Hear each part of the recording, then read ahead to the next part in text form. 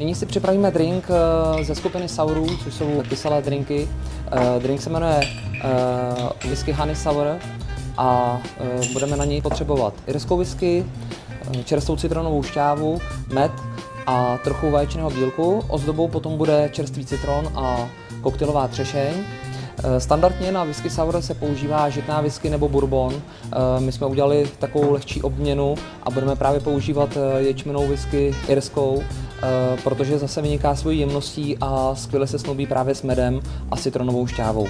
Příprava bude v shakeru, můžete použít dvoudílný nebo třídílný shaker, já tady mám třídílný shaker, takže použiju ten, do něj nadávkuju led, pak vlastně přidám všechny suroviny, které tu mám, které jsem zmínil a důležité na tom je, aby se drink pořádně prochladil, to znamená, musí se pořádně prošejkrovat.